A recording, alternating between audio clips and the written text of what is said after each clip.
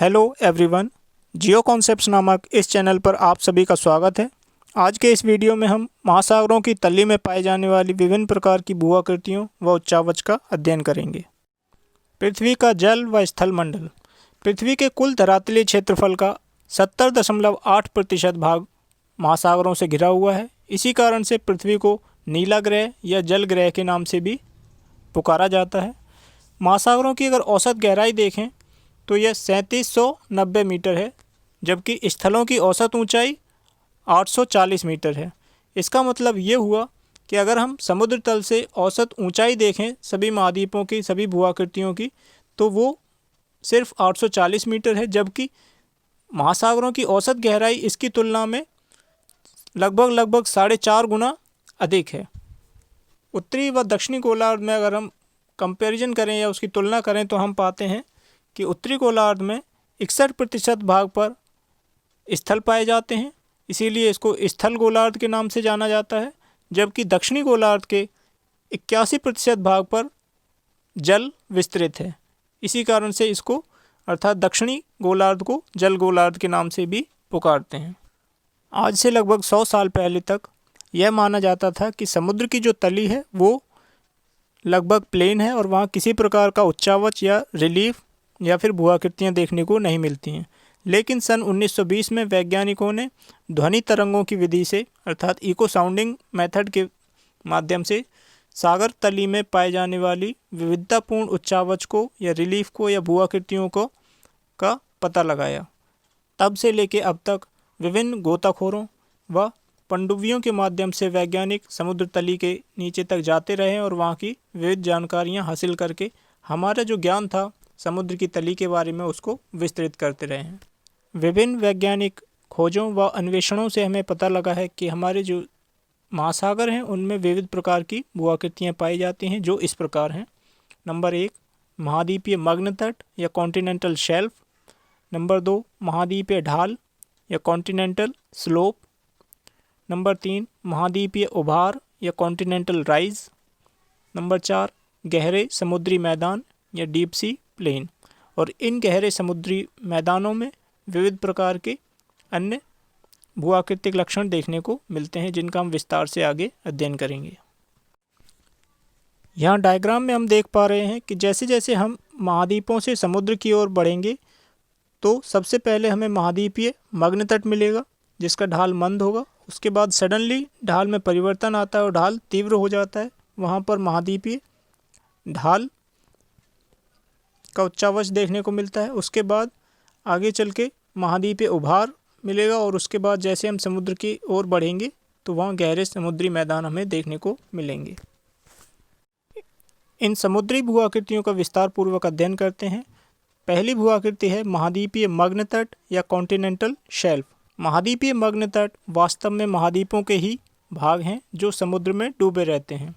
इनकी गहराई जो है समुद्र तल से 120 से लेके 180 मीटर तक पाई जाती है और इनकी जो अंतिम भाग हैं, जो महाद्वीपीय मग्न तटों के जो अंतिम छोर हैं, वो समुद्र तल से 100 फैदम की गहराई तक पाए जाते हैं।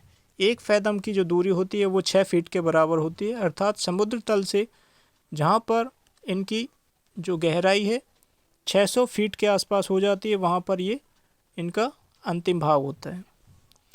अगर इन महाद्वीपीय मग्न तट के ढाल की बात करें तो ये बहुत कम पाया जाता है, बहुत मंद ढाल होता है इनका। लगभग 1 डिग्री से लेकर 3 डिग्री के बीच इनका जो ढाल है वो पाया जाता है। यहाँ डायग्राम में आप देख पा रहे होंगे महाद्वीपीय मग्न तट को पीले रंग के एरो के माध्यम से दर्शाया गया है, जिसमें कि इसका ढाल बहुत मंद दिखाई दे रहा है और बहुत दूर तक इनका विस्तार देखने को मिलता है। महाद्वीपीय मग्न तटों की औसत चौड़ाई 48 किलोमीटर पाई जाती है, लेकिन इसकी जो चौड़ाई है वो 0 से 1280 किलोमीटर के बीच वैरी करती है और ये कई कारकों पर निर्भर करता है, जैसे समुद्र तट के आसपास जो भी भू-आकृतियाँ हैं महाद्वीपों पर, उनका उच्चावच कैसा है। अगर उच्चावच बहुत अधिक है तो मग्न तटों की चौड़ाई कम पाई जाएगी और अगर महाद्वीपों पर तटों के निकट जो महाद्वीप हैं उन पर भू-आकृतियाँ प्लेन हैं या समतल हैं तो मग्न तटों की चौड़ाई अधिक पाई जाती है। इसी प्रकार से यदि महाद्वीपों की प्लेट सीमांत विवर्तनिकी रूप से यानी टेक्टोनिक रूप से अगर शांत हैं तो महाद्वीपीय मग्न तटों की चौड़ाई अधिक पाई जाएगी, और यदि विवर्तनिकी रूप से प्लेट की जो सीमाएं हैं वो सक्रिय हैं तब मग्न तटों की चौड़ाई कम पाई जाती है। उदाहरण के तौर पर साइबेरिया की जो महाद्वीपीय सीमाएं हैं वो विवर्तनिकी रूप से शांत हैं तो वहाँ की जो चौड़ाई है 1280 किलोमीटर की पाई जाती है। मग्न तटों का महाद्वीपीय मग्न तटों का विस्तार सागर तल के कुल क्षेत्रफल का 7.4% भाग पर देखने को मिलता है। और महाद्वीपीय मग्न तटों की महत्व की बात करें तो मत्स्यायन यानी मछली पकड़ने की दृष्टि से और खनिज तेल उत्पादन व गैस उत्पादन की दृष्टि से इनका बहुत अधिक महत्व है। महाद्वीपीय मग्न तटों की जो गहराई है वो बहुत अधिक नहीं होने के कारण समुद्र की भीतर तक सूरज की जो किरणें पहुंच पाती हैं, और जिसके कारण इन क्षेत्रों में बहुत भारी मात्रा में सूक्ष्मजीव की उत्पत्ति होती है और वृद्धि होती है, जिसके कारण दूसरे जो बड़ी मछलियां हैं वो यहाँ पर पाई जाती हैं। और इसी कारण से ये जो महाद्वीपीय मग्न तट हैं ये मत्स्यायन की दृष्टि से, मछली पकड़ने की दृष्टि से बहुत महत्वपूर्ण क्षेत्र माने जाते हैं। विश्व में डागर बैंक, ग्राउंड बैंक आदि इसी प्रकार के मग्न तटों पर पाए जाते हैं। इसी प्रकार से मुंबई हाई व उत्तरी सागर के जो तेल क्षेत्र हैं, खनिज तेल क्षेत्र, वो भी महाद्वीपीय मग्न तटों पर ही स्थित हैं, तो इनका आर्थिक दृष्टि से बहुत अधिक महत्व है। महाद्वीपीय मग्न तटों के निर्माण प्रक्रिया पर बहुत से जो विद्वान हैं उनमें मतभेद देखने को मिलता है। कुछ विद्वानों का मानना है कि जो महाद्वीपीय चबूतरे महाद्वीपीय मग्न तटों के सागर उन्मुखी किनारों पर समाप्त होते थे और किसी कारण से समुद्र तल का उत्थान हुआ और ये महाद्वीप के जो भाग हैं ये समुद्र में डूब गए, जिनसे महाद्वीपीय मग्न तटों की उत्पत्ति हुई। दूसरा मत ये कहता है कि नदियों के द्वारा जो मलबा उनके द्वारा लेकर लाया जाता है, वो नदियाँ अपने द्वारा लाए गए अवसाद को समुद्र में जमा करती रहीं, और जिसके कारण ये भार के कारण मग्न तट नीचे धंसते गए। इस तरह यहाँ मलबों की भारी मात्रा जमा हो गई और मग्न तटों का निर्माण हुआ। कुछ महाद्वीपीय मग्न तट ऐसे पाए जाते हैं जिनका निर्माण समुद्री लहरों व तरंगों के अपघर्षण या अपरदन की प्रक्रिया द्वारा हुआ है। इसी प्रकार कुछ महाद्वीपीय मग्न तट जो उच्च अक्षांशों में पाए जाते हैं उनका निर्माण हिमनद के अपरदन क्रिया से हुआ है। इस प्रकार इनके निर्माण प्रक्रिया में बहुत अधिक विविधता देखने को मिलती है। दूसरी महत्वपूर्ण भूआकृति है महाद्वीपीय ढाल या कॉन्टिनेंटल स्लोप। महाद्वीपीय ढाल महाद्वीपीय मग्न तट व महाद्वीपीय उभार के बीच पाए जाते हैं। जब हम महाद्वीपों से समुद्र की ओर यात्रा करते हैं तो महाद्वीपीय मग्न तटों को पार करने के बाद ढाल में अचानक से तीव्र परिवर्तन आ जाता है और ढाल तीव्र हो जाता है। यही महाद्वीपीय ढाल कहलाता है। सामान्यतः इनका ढाल 2 डिग्री से 5 डिग्री के बीच पाया जाता है, लेकिन महाद्वीपीय मग्न तटों की तुलना में इनमें बहुत अधिक विविधता देखने को मिलती है। जैसे आयरलैंड का जो मग्न ढाल है उसका कोण 5 डिग्री का होता है, जबकि कैप टोरिनाना के निकट यह ढाल 36 डिग्री तक नापा गया है। अर्थात इसमें ढाल में बहुत अधिक विविधता देखने को मिलती है। दूसरा महत्वपूर्ण जो विशेषता है वो ये है कि यहाँ पर ढाल अधिक होने के कारण अवसादों का निक्षेप नहीं हो पाता, और साथ ही साथ ये क्षेत्र जो है समुद्री तटों से बहुत दूर तक स्थित हैं। इसके कारण यहाँ पर तलछटों की मात्रा उतनी अधिक सप्लाई नहीं हो पाती, उतनी अधिक पूर्ति नहीं हो पाती, जिसके कारण भी यहाँ पर निक्षेप अवसादों का नहीं हो पाता है। महाद्वीपीय मग्न ढालों का औसत चौड़ाई 20 किलोमीटर पाई जाती है, जबकि इनकी औसत गहराई है 3700 मीटर। कुल महासागरों के क्षेत्रफल का लगभग 8.5% भाग पर महाद्वीपीय मग्न ढाल पाए जाते हैं। महाद्वीपीय ढाल में आकृति के आधार पर बहुत अधिक विविधता देखने को मिलती है। ये ढाल अधिक तीव्र होते हैं, मंद ढाल हो सकते हैं, भ्रंशित ढाल हो सकते हैं, सीढ़ीनुमा ढाल हो सकते हैं, व ऐसे ढाल हो सकते हैं जहाँ पर समुद्री पर्वत स्थित होते हैं। सबमरीन कैनियंस या महासागरीय कंदराएं, इन कंदराओं का निर्माण महाद्वीपीय मग्न तट व महाद्वीपीय ढाल पर कटाव के कारण होता है, जिनकी उत्पत्ति के बारे में बहुत सारे जो विद्वान हैं उनमें मतभेद है। कुछ विद्वान इसे नदी अपरदन की क्रिया के द्वारा उत्पन्न कंदराएं मानते हैं, जबकि अधिकांश जो विद्वान हैं वो कहते हैं कि जो महासागरीय क्षेत्रों में जब भूस्खलन होता है तो जिसके कारण इन कंदराओं की उत्पत्ति हुई है और इनसे उत्पन्न जो मलबा होता है या अवसाद होते हैं वो गतिमान होकर टर्बिडिटी धाराओं, इन टर्बिडिटी करंट्स के द्वारा इन कंदराओं का विकास होता है और यहाँ पर जो भी मलबा होता है वो यहाँ इन टर्बिडिटी करंट के द्वारा बहाकर ले जाया जाता है और जलोढ़ शंकु व जलोढ़ पंखों की भांति महाद्वीपीय उभार वाले क्षेत्रों में इनका निक्षेप कर दिया जाता है।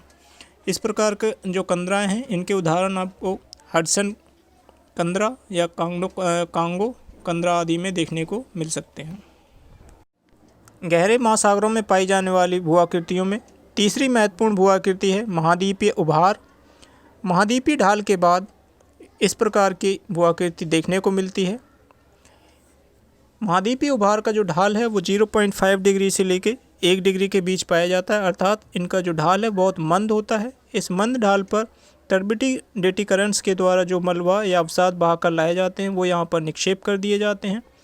इन उभारों की चौड़ाई 100 किलोमीटर से 1000 किलोमीटर के बीच पाई जाती है।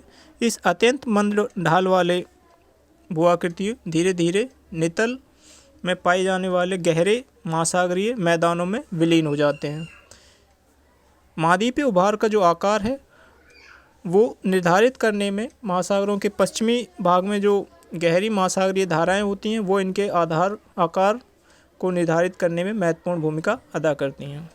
उदाहरण के तौर पे बंगाल की खाड़ी में गंगा व ब्रह्मपुत्र नदी के मुहाने पर सबसे चौड़ा व सबसे मोटा महाद्वीपीय उभार पाया जाता है। गहरे समुद्री मैदानों में विभिन्न प्रकार की भूआकृतियाँ पाई जाती हैं, जैसे महासागरीय कटक, सी माउंट, गुएट, खाइयाँ व गर्तें। महाद्वीपीय भागों में भूआकृतियों के निर्माण व विकास में अपरदन क्रिया महत्वपूर्ण भूमिका अदा करती है, जबकि गहरे क्षेत्रों में जो गहरे सागरीय क्षेत्र हैं उनमें अपरदन की क्रिया की भूमिका नगण्य होती है। यहाँ उच्चावच या भूआकृतियों के विकास में ज्वालामुखी प्रक्रियाओं या विवर्तनीय घटनाएं, जिन्हें प्लेट टेक्टोनिक एक्टिविटीज़ भी कहते हैं, की भूमिका अहम होती है। गहरे समुद्री क्षेत्रों में अपरदन क्रिया न होने के कारण यहाँ की भूआकृतियों के जो किनारे होते हैं वो तीखे होते हैं, तीव्र होते हैं, अर्थात शार्प एज वाली भूआकृतियाँ गहरे समुद्री क्षेत्रों में देखने को मिलती हैं।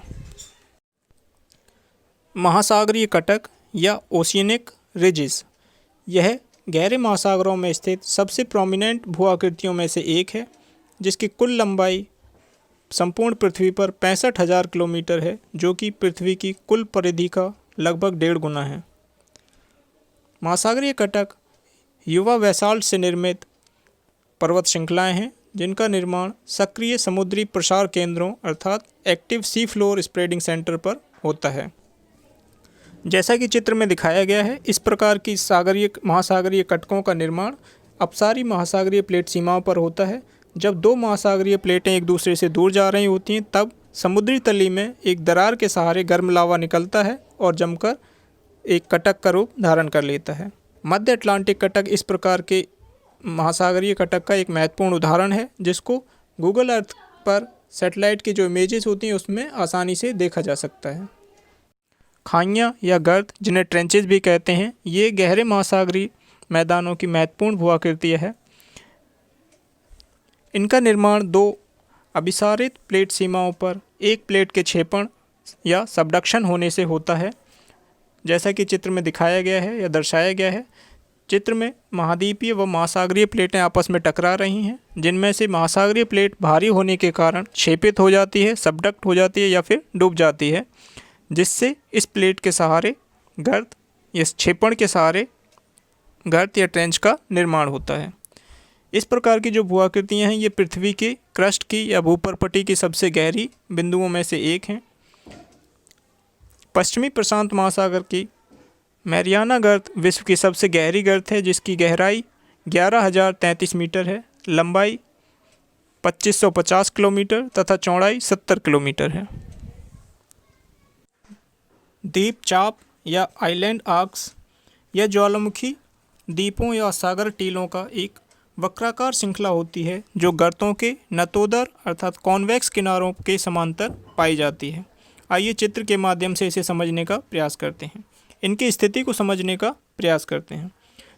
चित्र में दो महासागरीय प्लेटें अभिसारित हो रही हैं, जिनमें से एक का क्षेपण हो जाता है अर्थात नीचे क्षेपित होती हुई या डूबती हुई प्लेट भूगर्भिक ताप के कारण पिघल जाती है और ज्वालामुखी के रूप में दूसरी प्लेट पर प्रकट होती है, जिससे द्वीपों की एक श्रृंखला का निर्माण होता है जो देखने में एक चाप की भांति दिखाई देती है, आर्क की भांति दिखाई देती है, जिसके कारण इसे द्वीपचाप या आइलैंड आर्क के नाम से जाना जाता है।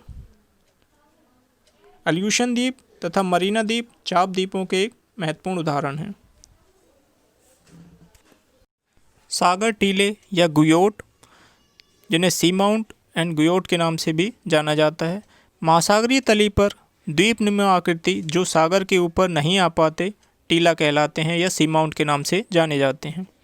ये गोलाकार व दीर्घ वृत्ताकार होते हैं, जिनकी ऊंचाई 1 किलोमीटर से अधिक होती है। इनका ढाल तीव्र होता है अर्थात 20 डिग्री से 25 डिग्री के बीच इनका ढाल देखने को मिलता है। कई बार ये अकेले पाए जाते हैं और कई बार ये समूहों में देखने को मिलते हैं। अगर ये समूह में देखने को मिलते हैं तो इनकी संख्या 10 से लेकर 100 तक हो सकती है। इनकी उत्पत्ति तप्त स्थान या हॉट स्पॉट पर होती है। आइए हॉट स्पॉट क्या होता है इसको जानते हैं। अधस्तर या एटमॉस्फेयर में ज्वालामुखी उद्गार के मुख होते हैं, जिन्हें हॉट स्पॉट कहते हैं, जिनसे ज्वालामुखी उद्गार समय समय पर होता रहता है। इस एटमॉस्फेयर के ऊपर महाद्वीप या महासागरीय प्लेटें गतिशील रहती हैं, जिनसे हॉटस्पॉट द्वारा निकलने वाले ज्वालामुखी उद्गार से इन प्लेटों पर द्वीप या सागरीय टीले बना दिए जाते हैं। इन टीलों की दिशा के आधार पर हम प्लेटों की गति की दर और उनकी दिशा का भी किस दिशा में वे मूव कर रही हैं इसका पता लगा सकते हैं। प्रशांत महासागर में हवाई द्वीप इसी प्रकार की प्रक्रिया से बने हुए आइलैंड्स हैं। गुयोट या निमग्न द्वीप ये पठार के समान समतल ऊपरी सतह वाले सागरीय टीले हैं जो कभी सागर तल या उससे ऊपर रहे होंगे, लेकिन समुद्री लहरों के अपरदन प्रक्रिया के द्वारा इनको काट छाँट कर नीचा कर दिया गया है और अब इनकी ऊंचाई जो गहराई है वो काफ़ी नीचे हो गई है, जिसके कारण लहरें इन पर अब अपरदन की क्रिया जारी नहीं रख सकती हैं या रख पाती हैं। इन्हें ग्योट के नाम से जाना जाता है, जैसा कि आपको चित्र में दिखाया गया है। जल तापीय छिद्र या हाइड्रोथर्मल वेंट, ये प्राय सक्रिय सागर तल प्रसार वाले क्षेत्रों में पाए जाते हैं। महासागरीय जल की जो भू आकृतियाँ हैं उनमें सबसे विस्मयकारी लक्षणों में से एक है ये। इसका सर्वप्रथम पता 1977 में एल्विन नामक पनडुब्बी में गए वैज्ञानिकों ने लगाया था। तब चट्टानों की 20 मीटर ऊंची चिमनी से गहरे रंग का गाढ़ा जल, जिसमें खनिज व गैसों का मिश्रण था, उच्च दाब के साथ निकलता हुआ पाया गया था, जिसका तापमान 350 डिग्री सेल्सियस था, अर्थात ये बहुत ऊंचा ताप था। इस तरह के वेंट विश्व के अन्य भागों में भी पाए गए। उदाहरण के तौर पर पूर्व प्रशांत उभार व मध्य अटलांटिक जो कटक है उसमें फ्लोरिडा के पूर्व में इस प्रकार के तापीय छिद्र या हाइड्रोथर्मल वेंट देखे जा सकते हैं। एबिसाल प्लेन महाद्वीपीय उभार तथा महासागरीय कटक के बीच पाए जाते हैं और इनकी गहराई जो है वो 3700 से 5500 मीटर के बीच देखने को मिलती है। एबिसाल प्लेन सामान्यतः समतल होते हैं और इसमें किसी भी प्रकार के विशेष लक्षण देखने को नहीं मिलते हैं। ये मैदान पूर्ण रूप से अवसादों से ढके हुए होते हैं और इस तरह के जो प्लेन हैं ये प्राय सभी महासागरों की पेरिफेरी पे अर्थात परिधि में देखने को मिलते हैं। एबिसाल प्लेन मुख्य रूप से अटलांटिक महासागर में पाए जाते हैं और हिंद महासागर में कम मात्रा में पाए जाते हैं, जबकि प्रशांत महासागर में बिल्कुल भी देखने को नहीं मिलते हैं। बहुत रेयर चांसेस होते हैं जो पैसिफिक महासागर या प्रशांत महासागर में इस तरह के एबिसाल प्लेन देखने को मिले। एबिसाल हिल, जिनकी उत्पत्ति सुषुप्त ज्वालामुखियों या एक बार लावा उद्गार से बनी हुई चट्टानों पर अवसादों के निक्षेप से होता है। ये प्राय छोटी होती हैं और इनकी ऊंचाई 200 मीटर से कम पाई जाती है। इनका संबंध सागर तल प्रसार से है सागर तल प्रसार के साथ साथ ये चट्टानें या ये जो पहाड़ियाँ हैं इनकी उत्पत्ति दरारों के सहारे होती है और सागर तल प्रसार के साथ साथ ये कटक से दूर जाती हैं और ये एक समांतर श्रृंखला में पाई जाती हैं, एक दूसरे के समांतर पाई जाती हैं और किसी भी प्रकार से ये महासागरीय कटक जो तंत्र है उसका हिस्सा नहीं होता है।